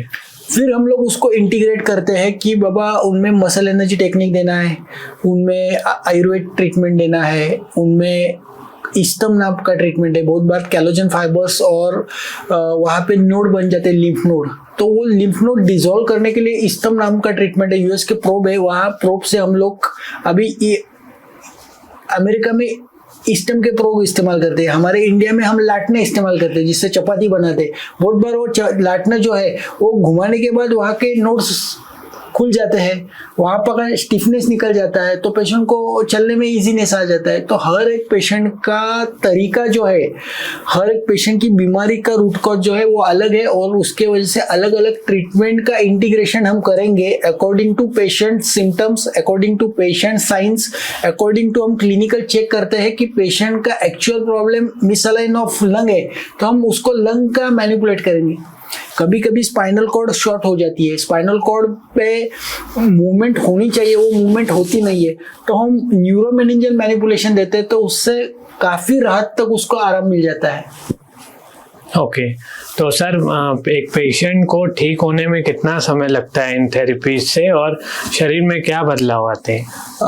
पेशेंट का गादी जो है वो बाहर रही है, उसको हम लोग हर्निएशन, एमआरआई में हर्निएशन और एनुलस फाइबर टियर हो गए, लॉन्जिट्यूडिनल लिगामेंट टाइट हो या टियर हो गए तो उसमें कम से कम 1 गादी बाहर आई है या 2 गादी बाहर आई है तो उसमें कम से कम 7 से 9 महीने का पीरियड लगता है। महीने में एक ही बार हम पेशेंट को बुलाते हैं 3 घंटे के लिए, और हर एक ट्रीटमेंट के बाद कभी कभी कुछ पेशेंट में फर्स्ट डे 90% रिजल्ट मिलता है, कुछ पेशेंट में 30% रिजल्ट मिलता है, कुछ पेशेंट में 10% मिलता है। ये क्यों है? तो basically root cause breath muscle, ये हमारा फर्स्ट सेशन रहता है। तो breath muscle is affected 90% in that patient, तो फर्स्ट डे उसको 90% रिजल्ट मिलेगा। ओके। कभी कभी हम एक साथ 1300 से 1300 मसल रिपेयर नहीं कर पाते। नहीं, राइट। हर एक सेशन में 120 to 130 का पैटर्न रहता है, तो हर एक ट्रीटमेंट अलग है। 9 से 9 ट्रीटमेंट अलग अलग है। कुछ पेशेंट का में कभी कभी ब्रेथ के मसल भी इन्वॉल्व रहते हैं, कुछ पेशेंट में 9th ट्रीटमेंट जो है लेग के मसल में, उसमें कारण रहता है कि वो भी फैक्टर इंपॉर्टेंट है। कभी कभी कुछ पेशेंट में एंटीरियर मसल अफेक्टेड रहते हैं, कुछ पेशेंट में पोस्टीरियर मसल, कभी कभी सब मसल अफेक्टेड रहते हैं। तो हर एक पेशेंट का तरीका जो है, हर एक पेशेंट का ठीक होने का तरीका अलग अलग है। कुछ पेशेंट में फर्स्ट डे रिजल्ट मिलेगा, कुछ पेशेंट में सेकंड ट्रीटमेंट के बाद रिजल्ट ज़्यादा मिलेगा, कुछ पेशेंट में 3rd ट्रीटमेंट के बाद रिजल्ट ज़्यादा मिलेगा। एक ध्यान में रखो, हम घर बांध रहे हैं, डायरेक्टली हमको फर्नीचर नहीं दिखाई देता है कि डायरेक्टली हमको किचन बहुत पसंद है इसलिए किचन पहले नहीं बनाते, तो हम लोग फर्स्ट फाउंडेशन बनाते हैं, फाउंडेशन के बाद हम नीचे जाना पड़ता है। कुछ लोग बोलते हैं यार घर तो ऊपर बनाना है, ये लोग नीचे जा रहे हैं। तो एक ध्यान में रखो, एक स्लैब डालने के बाद हम 1 महीना रुकते हैं, वैसे हम एक ट्रीटमेंट देने के बाद 1 महीना रुकते हैं, क्योंकि उसके मसल में पावर आ जाए, उसकी स्ट्रेंथ बढ़ जाए, वो ना वापस गिर जाए। क्योंकि क्या होता है कि हमेशा फास्ट ट्रीटमेंट या रोज ट्रीटमेंट देने की यहाँ पे जरूरत नहीं है। राइट। हर 1 महीने के बाद हम एक मसल का पैटर्न रीजनरेट करते हैं, रीजूनेट करते हैं, और वहाँ के जो नोड बन गए उसको छोड़ देते हैं। वहाँ पे हम एक आकाश निर्माण करते हैं, वहाँ पे स्पेस निर्माण करते हैं, तो इजीनेस आता है चलने में, इजीनेस आता है माइंड में, इजीनेस आता है हमारे सब क्रिया करने में। तो हमेशा ये ट्रीटमेंट का प्रोटोकॉल हमने जो बनाया, it is a very scientific evidence based treatment, जिससे पेशेंट का पूरा शरीर पैर से लेके आंखों तक सब तरह के मसल रीजनरेट हो जाए, और वापस उनको जो भी होने वाले आगे के बीमारियां है वो भी उसमें चली जाती है। बहुत बार क्या होता है, पेशेंट आता है बैक पेन के लिए लेकिन उसकी शुगर कम हो जाती है। ओके। पेशेंट आता है नेक पेन के लिए लेकिन उसका थायराइड और बीपी की गोलियां बंद हो जाती है। बहुत बार पेशेंट आता है हमारे पास कि बैक पेन हो रहा है लेकिन उसको प्रोस्टेट की तकलीफें थी, पहले ट्रीटमेंट जैसे चालू करे प्रोस्टेट का तकलीफ चली गई।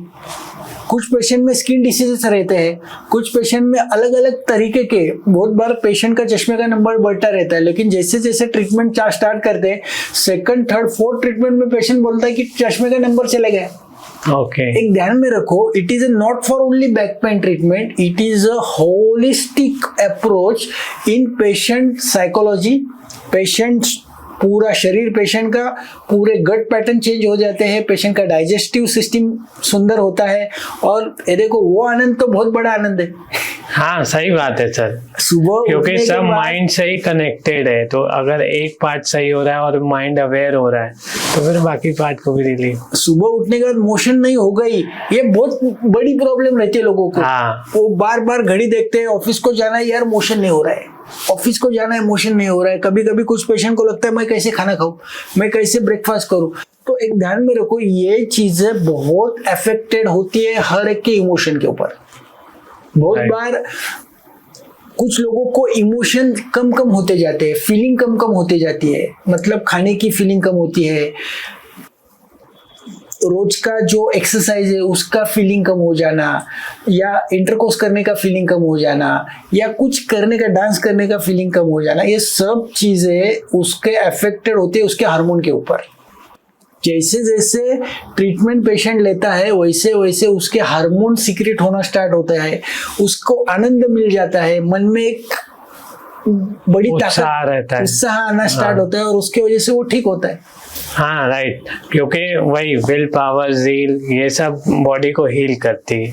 सर आपने इतने पेशेंट्स को ठीक किया है आपके आयुर्वेदिक और बिना सर्जरी के लोगों को आपने ठीक किया है, तो कोई ऐसी केस स्टडी या कोई ऐसे पेशेंट जिसको आपने ठीक किया हो और आपका एक अनुभव अलग ही रहा हो, एक अलग एक्सपीरियंस रहा हो, या कुछ इंटरेस्टिंग फैक्ट हो जो आप हमारे दर्शकों को बताना चाहेंगे? मेरे लाइफ में 19 साल के प्रैक्टिस में सभी केस स्टडी मेरे लिए इंटरेस्टिंग थी और उससे मेरे को बहुत आनंद मिला।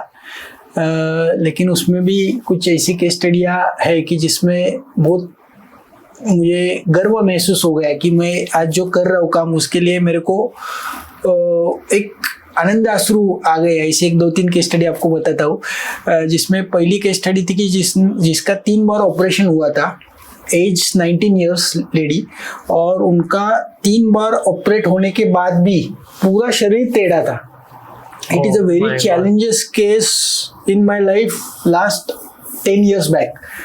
तो वो केस स्टडी में उनके घर वालों का बहुत प्रेशर था मेरे ऊपर कि हमने 3 बार ऑपरेशन किया है और ठीक नहीं हुआ है। दूसरी बात, उसका शादी भी करने का ये लोग सोच रहे तो हम शादी करें या ना करें। और थर्ड, उनका हमेशा एक डिसअपॉइंटमेंट उनके इमोशन में था कि हमने इतने बार ऑपरेशन करके भी मेरा पेशेंट ठीक नहीं हुआ है। तो बहुत प्रेशर था उस समय मेरे पे, और मेरा स्टार्टिंग का प्रैक्टिस था वो। तो उस समय हमने वो केस स्टडी लेने के बाद पहले उनका बहुत इच्छा है फास्ट थी कि हमारा पेशेंट जल्दी ठीक होना चाहिए। इट इज़ वेरी, लेकिन हमने जब फर्स्ट सेशन दिया, ब्रेस्ट सेशन दिया, first day after first treatment जो टेढ़ापन था वो 70% ठीक हुआ। ओके। फिर हमको भी आनंद लगा, यार बहुत बढ़िया, टेढ़ापन तो चला गया फर्स्ट ट्रीटमेंट में। लेकिन सेकंड ट्रीटमेंट हमने जब दिया वो वापस टेढ़ी हो गए। अच्छा। जब उसके घर वाले, उनके सब भाई बहन, सर ये कैसे हो गया, डिससेटिस्फेक्शन हो गए। लेकिन मैंने उनको बोला, आप रुकिए, गड़बड़ मत कीजिए। हम लोग जो मसल के ऊपर काम कर रहे हैं, वो मसल ने जो स्ट्रेंथ आना चाहिए, वो कभी कभी क्या होता है कि मसल का स्ट्रेंथ नहीं रहेगा, ताकत नहीं बढ़ गई तो वो वापस टेढ़ा हो जाएगा। हाँ, राइट। तो ये सोच के हमने वापस उधर सेकंड ट्रीटमेंट दिया, और सेकंड ट्रीटमेंट के बाद घर जाने के बाद वो सीधी हो गई, और सीधी होने के बाद वो 9 ट्रीटमेंट तक वापस टेढ़ी कभी नहीं हो गई। ओके। तो जैसे जैसे एक ध्यान में रखना, हर एक पेशेंट का जो मसल का स्ट्रेंथ है वो अलग अलग है। ओके। कभी कभी पेशेंट को महसूस होता है कि पहले ट्रीटमेंट में पेन चला गया, लेकिन सेकंड थर्ड सेशन में कभी कभी पेन बढ़ना, ये भी नॉर्मल है। ओके। एक ध्यान में रखो, गादी जैसे बाहर आती है वैसे अंदर जाने के लिए उसको वही मार्ग है। हाँ, राइट। हम घर में से बाहर जाते हैं और बाहर से घर में आते हैं, रोड जो है उधर से ही जाना, उधर से ही आना पड़ता है। एग्जैक्टली। वैसे ही गाड़ी जब अंदर बाहर आती है तो फर्स्ट स्टेज में जब बाहर आएगी तो फर्स्ट स्टेज के सिम्टम दिखाएगी, सेकंड स्टेज में सेकंड स्टेज का सिम्टम दिखाएंगी, third stage, fourth stage, fifth, six. कभी कभी नमनेस रहता है और नमनेस चला जाता है, पेशेंट को टिंगलिंग आना इज ए नॉर्मल कंडीशन। हाँ, राइट। टिंगलिंग बंद होके पेन आना, it is also normal condition. लेकिन पेशेंट को पेन आता है तो पेशेंट की घबराहट चालू होती है, यार मेरे को पेन नहीं था, ये ट्रीटमेंट डॉक्टर भंडारी का स्टार्ट करेगा तो पेन स्टार्ट हो गया। इट इज अ रॉन्ग और इट इज अ बराबर है, राइट। तो बहुत बार पेशेंट को सुबह उठने के बाद स्टिफनेस चालू हो जाता है, फिर पेशेंट का पेन बंद हो जाता है। तो हमेशा मैं हर एक पेशेंट जब स्टार्ट होता है उसको पहले ही बता देता हूँ कि बाबा ये होना अच्छी बात है, 6वें-7वें ट्रीटमेंट में पेन बढ़ना, you don't see the pain, focus on the progress of movement. आपके मूवमेंट कैसे अच्छे हो रहे हैं, आपका उठना बैठना कैसा इजी आ गया, आपको क्या चेंजेस महसूस हो रहे हैं, उसके ऊपर ध्यान दो, ना कि पेन के ऊपर आप ध्यान दे रहे हो। आप पेन आएगा जाएगा, वो मेहमान है। हाँ, राइट। मेहमान कभी रुकता नहीं है, टेम्परेरी है। तो बहुत बार क्या होता है, लोग पेन के ऊपर ट्रीटमेंट स्टार्ट करते हैं। हाँ। लोगों को जब तक पेन नहीं होता तब तक आदमी ट्रीटमेंट के लिए स्टार्ट नहीं करता, और पेन बंद हो गया तो ट्रीटमेंट बंद करते हैं, तो कभी कभी वो वर्स होता है। हाँ, राइट। तो आपको पूरी ट्रीटमेंट कंप्लीट करना है। जब तक एमआरआई में आपका गादी पूरा अंदर चले गया है, एपी कैनोन नॉर्मल हो गया 14 to 16, तब आपको ट्रीटमेंट बंद करना है। लोग क्या करते हैं कि बीच में ही ट्रीटमेंट बंद कर देते हैं, अच्छा लगा, पेन बंद हो गया, ट्रीटमेंट बंद कर दिया, वापस 3-4 महीने के बाद पेन चालू हो गया तो लोग ट्रीटमेंट स्टार्ट करते हैं या अदर ऑप्शन ढूंढते रहते हैं। तो हमेशा एक ध्यान में रखिए कि it is a process of disc herniate हो गया है, डिस्क प्रोट्रूजन हो गया है, तो एक प्रोसेस है। ठीक होने के लिए उसको आप 9 महीना दे दीजिए और ट्रस्ट रखिए कि मैं ठीक होने वाला हूँ। बहुत बार कभी कभी ट्रस्ट फैक्टर ही रहता नहीं है, आज लोगों में पेशेंस नहीं रहते, और पेशेंस न होने के वजह से बहुत बार कभी कभी डिस्क और बाहर आ जाती है। क्योंकि पेशेंट क्या करता है, पहले महीने में हमारे पास ट्रीटमेंट लेगा, दूसरे तीसरे महीने के बाद और दूसरे के पास जाएगा, तीसरे चौथे महीने के और वापस पेशेंट मेरे पास आता है। हाँ राइट, कि सर 6 महीने तक अलग अलग तरीके के ट्रीटमेंट लिए, नहीं ठीक हुआ है, वापस मैं आपके पास आया हूँ, सॉरी बोलता है, मेरे को वापस ट्रीटमेंट लीजिए, आपका ही ट्रीटमेंट अच्छा था। हाँ राइट, सही बात है सर। तो क्या होता है, एक कि पेशेंट को ट्रस्ट होना, कोई भी आपको बीमारी होने दो, आप जिसके पास जा रहे हो, एक तो जब ही जाओगे ना तब छोड़ना नहीं है, जब तक वो ठीक नहीं करता है तब तक। हाँ राइट, उसको पकड़ के रखिए। आप पकड़ के रखोगे तो संसार आपका रिलेशन अच्छा बन पाएगा। आप उसको छोड़ रहे हो, रिलेशन में हर रोज रात को बीबी का व्हाट्सएप देखोगे, कॉलिंग चेक करोगे, तो वो आपका मैरिज जर्नी अच्छा नहीं बनेगा। हाँ राइट, आपके मन में वो एक सेल्फ डाउट क्रिएट हो जाएगा, तो फिर आप नहीं हील कर पाएंगे। एक ध्यान में रखो कि मेरे को ठीक होना है, मेरे को 100% ठीक होना है, ये सोच के ही ट्रीटमेंट स्टार्ट करो।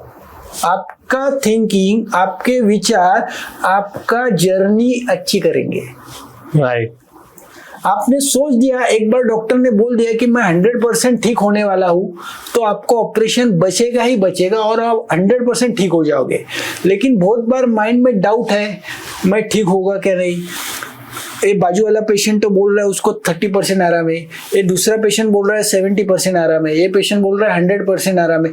तो मन में कंफ्यूजन स्टार्ट होता है कि मैं ट्रीटमेंट, अरे हर एक केस स्टडी अलग है। और कई बार सर कपल ऑफ मंथ से भी अगर उनको रिजल्ट नहीं मिलता है तो उनके मन में एक क्या सेल्फ डाउट कहिए या एक नेगेटिविटी आती है कि यार ये डॉक्टर ठीक कर पाएंगे भी कि नहीं। ये भी एक बहुत बार क्या होता है, कपल ऑफ डेज में ठीक नहीं हो रहा है, ऐसे होता नहीं है।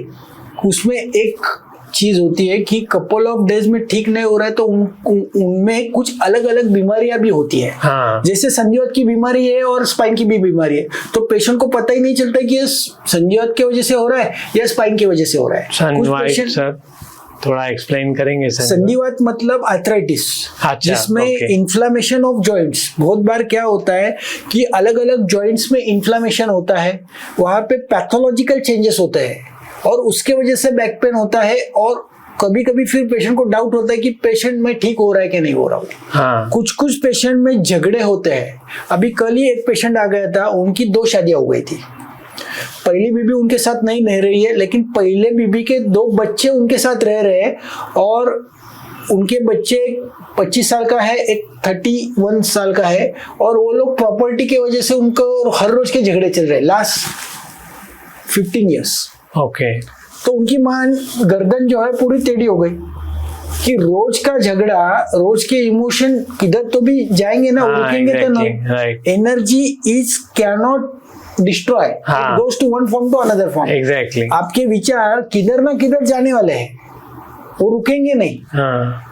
एक विचार आया वो जाएगा, एक तो तुम दूसरे को पास ऑन करते हो, नहीं तो खुद के अंदर पास ऑन करते हो। राइट। तो बहुत बार उनका जो तकलीफ है, उनकी गर्दन टेढ़ा होने का कारण ही that is the nerve vagus nerve problem में आ गई, because of over thinking, over वो स्ट्रेच हो गया, और वो स्ट्रेच इतना हो गया कि गर्दन पूरी उनकी टेढ़ी हो गई ऐसी। वो कभी भी वो बात कर रहे तो अपने आप गर्दन ऐसी होती, उसको सर्वाइकल डिस्टोनिया बोलते हैं। तो हर एक केस स्टडी अलग है, हर एक का रूट कॉज अलग है। और तुम बहुत बार पेशेंट क्या करते हैं कि डॉक्टर को ज्यादा बताते भी नहीं है। हाँ, कभी कभी अंदर रख देते हैं कि ये चीज नहीं वो बता रहे। मेरे बारे में क्या सोचेंगे या एक जज करेंगे मुझे। बहुत बार क्या होता है कि सिम्टम ज्यादा रहते हैं, सिवियरिटी ज्यादा रहती है, लेकिन दिखाते समय पेशेंट बोलता है कि इतना छोटा ही बोलेंगे तो डॉक्टर चार्जेस कम लेंगे। हाँ राइट। तो मन में हर एक पेशेंट अलग अलग है, एक ध्यान में रखो, हर एक पेशेंट का जब आते हैं हमारे पास तो अलग भाव से आते हैं। कुछ लोग हमको जैसे देखते हैं वैसे पाते हैं। हाँ जी एक ध्यान में रखो, तुम शंका से देखोगे तो शंका ही मन में रहेगी, राइट। तुम भगवान से देखोगे तो तुमको भगवान की करुणा right. होगी।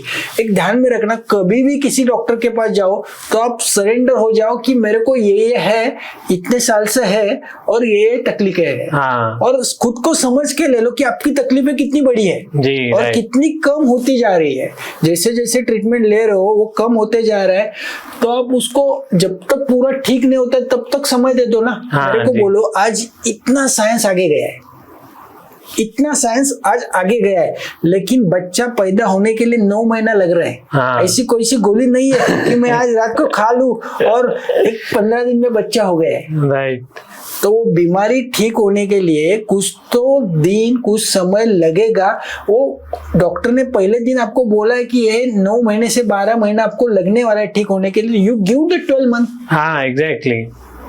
आप क्यों सोच रहे हो कि मैं 3 महीने में ठीक हो जाऊं? हाँ, या कुछ मुझे इम्प्रूवमेंट नहीं दिख रहा। और ऐसा भी बोलते हैं सर, कहावत है कि सफेद कोट और काले कोट से कभी झूठ नहीं बोलना चाहिए। बराबर है सर, हमारे डेली हैबिट्स कई बार हमारी रीढ़ की हड्डी या कमर दर्द को बढ़ाते हैं, तो ऐसे कौन से हैबिट्स हैं जो हमें नहीं करने चाहिए हमारे डेली रूटीन में? हमारा उठना, हमारा बैठना, हमारा सोना, ये 3 चीजें जो है, और उसके साथ हमारा मन, ये चीजें है बहुत इम्पोर्टेंट है। हम कैसे बैठ रहे हैं, कैसे उठ रहे हैं, ये हमने खुद ने अंदर से महसूस करना है कि मैं कैसे बैठ रहा हूँ, मैं कैसे खड़ा हो रहा हूँ, मैं कैसे काम कर रहा हूँ। मैं जो काम कर रहा हूँ, मेरे मन में जो आ रहा है वो मेरे हृदय में से आ रहा है या मेरे मुख से आ रहा है, या मैंने सुनी सुनी बातें मेरे मुंह से बाहर आ रही है।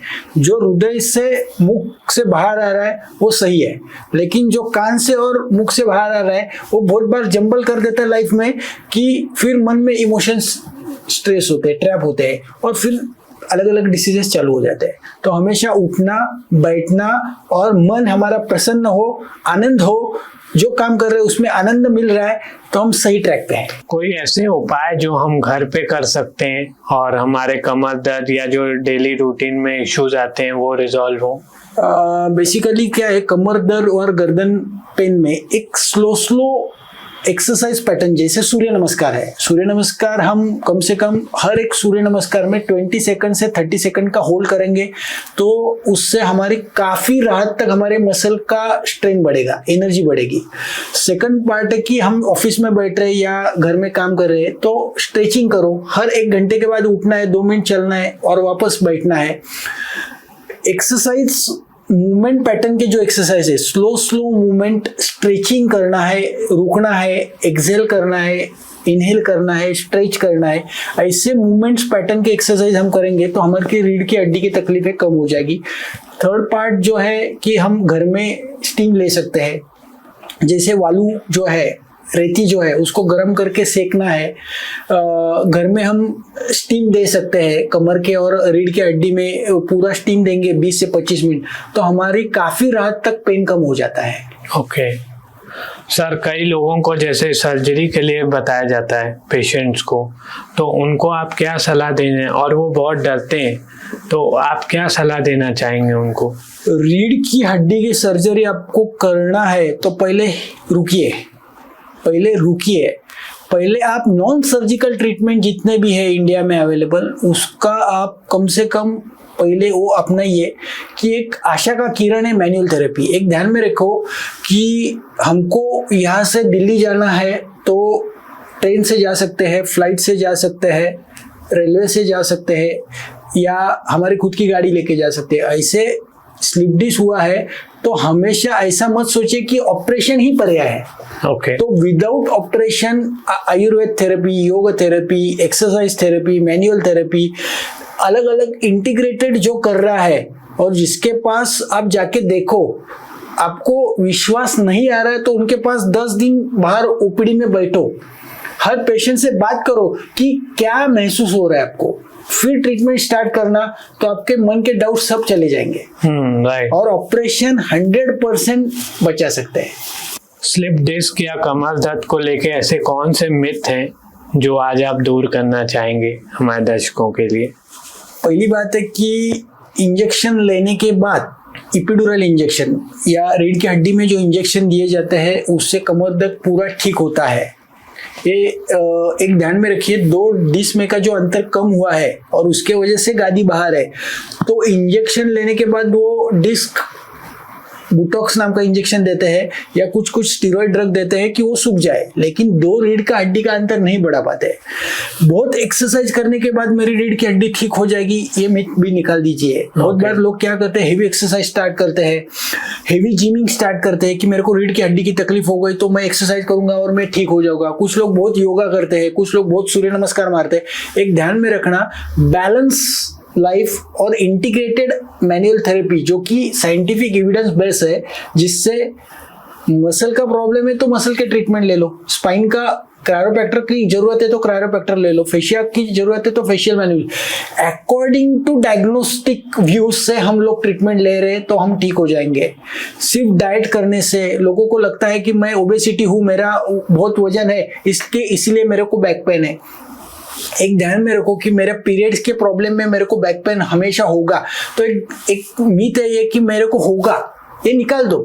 आप अच्छा आयुर्वेदिक ट्रीटमेंट ले लो कि जिससे आपके पीरियड सही आ जाए और पीरियड का पेन कम हो जाए। हमेशा हर एक बैक पेन या स्लिप डिस्क का रूट कॉज अलग है। आप फोकस मत करो कि मेरे को इसके वजह से ही है। हाँ, बहुत बार लोगों को लगता है साइटिका, लेकिन वो साइटिका रहता ही नहीं है। सर, डिलीवरी के टाइम पे विमेन को एनेस्थीसिया देते हैं, तो उसके बाद आफ्टर डिलीवरी बैक पेन उनको होता है, तो ये मिथ है कि ये एनेस्थीसिया की वजह से होता है? 2 से 3% लेडीज में एनेस्थीसिया के वजह से पेन होता है, क्योंकि वो इंजेक्शन उनको सूट होता नहीं है और उस इंजेक्शन के एडवर्स इफेक्ट होते हैं। ओके। कुछ पेशेंट में at the time of injection देते समय नवरूट कहा तो भी पिंच होती है या नवरूट को इन्फ्लेमेशन आ जाता है। कुछ पेशेंट में पहले से ही बैक पेन होता है, लेकिन वो आफ्टर डिलीवरी एग्रीवेट होता है बिकॉज ऑफ स्ट्रेंथ वहाँ पे नहीं रहती है। तो हर एक डिलीवरी के बाद का पेन वो उसका रूट कॉज अलग है। कुछ पेशेंट में कॉन्स्टिपेशन रहता है, कुछ पेशेंट में मसल का एनर्जी कम होने की वजह से पेन होता है, कुछ पेशेंट में स्लिप डिस्क होता है, कुछ पेशेंट में बहुत बार फीडिंग करने के लिए बैठना पड़ता है, उसके बाद पेन स्टार्ट होता है। कुछ लेडीज में सीजर हुआ है तो लोग शेकडी नहीं लेते हैं, स्टीम नहीं लेते हैं, उसके वजह से बैक पेन होता है। तो हमेशा बैक पेन का रीजन जो है हर एक पेशेंट में अलग अलग है। ओके, मेरा आखिरी सवाल है कि कुछ लोग जैसे हताश हो गए हैं, दर्द से बहुत जूझ रहे हैं और कोई उपाय नहीं मिला है, तो आप उनको क्या मैसेज देना चाहेंगे? हताश नहीं होना है, मन में एक रखिए, संकल्प करिए कि मेरे को विदाउट ऑपरेशन ठीक होना है, पहला संकल्प। सेकंड कि मैं ठीक होने वाला हूँ। थर्ड, विदाउट ऑपरेशन जो भी ट्रीटमेंट आप कर रहे हो तो उसके बाद आप फील करो कि मेरे को क्या महसूस हो रहा है। Don't focus only pain pain pain, you focus what you feel after taking a treatment, what you feel, what change in your life, what mobilise your muscle, कितने मसल आपके मोबिलाइज हुए, आपके मूवमेंट कितने इजी हो गई है। तो एक ध्यान में रखना, ऑपरेशन ही पर्याय है ऐसे नहीं है, ये दिमाग में से निकाल दीजिए, क्योंकि आफ्टर मिनिमम 2 बार 3 बार 4 बार ऑपरेशन हुए पेशेंट मेरे पास आते हैं। तो without operation, without surgery, without injections आपकी रीढ़ की हड्डी की तकलीफें कम हो सकती है बिकॉज ऑफ आयुर्वेद, योग और मैनुअल थेरेपी। आप इंटीग्रेट करोगे तो 100% आप ठीक हो जाओगे और मन में हमेशा आनंद रहना है। आनंद जो मिलता है वही चीजें आप करो, आनंद जिससे मिल रहा है। आप डिप्रेशन में जाओगे, अदरवाइज आप बहुत बार मन में विश्वास आपका जो है वो कम कम होते जाएगा, तो आपकी अलग अलग बीमारियां बढ़ती जाएगी। तो मन में आनंद रखना है, मन में विश्वास रखना है, मन में जोश रखना है कि I can cure, I can cure, I am the pure soul. मैं सच्चित आनंद हूं, मेरे शरीर को पेन हो रहा है, मेरे को नहीं। ये ध्यान में रखोगे तो आप जल्दी ठीक हो पाओगे। आप पेन पेन पेन भागोगे तो पेन बढ़ते जाएगा। आप पेन को वो रिलेटिव है, वो मेहमान है, तो वो चले जाएगा। जी, थैंक यू सर, आप आए हमारे यहाँ कीमती समय निकाल के, धन्यवाद उसके लिए। थैंक यू और सो आते मच। रहिए सर, अगला भी फिर एपिसोड करते हैं आपके साथ। Thank you so much, Thank you, thank you sir. So much. Sir आप आए उसके लिए बहुत बहुत थैंक यू। ये हमारी तरफ से छोटी सी भेंट, ये सस्टेनेडा ब्रांड है सर। बेसिकली ये इको फ्रेंडली प्रोडक्ट्स पे काम करते हैं। ये प्लांटेबल पेपर्स बनाते हैं और इको फ्रेंडली जो वेस्ट प्रोडक्ट्स हैं उनके थ्रू इनके सारे प्रोडक्ट्स बनते वाह, हैं। good. और इनके प्रोडक्ट्स को, इनके पेपर्स को आप सीड में एज अ सीड भी तरह आप प्लांट ग्रो कर सकते हैं। बहुत बढ़िया, बहुत बढ़िया। थैंक यू, होपफुली आपको पसंद आएगा sir. Thank you sir, thank you. Thank you.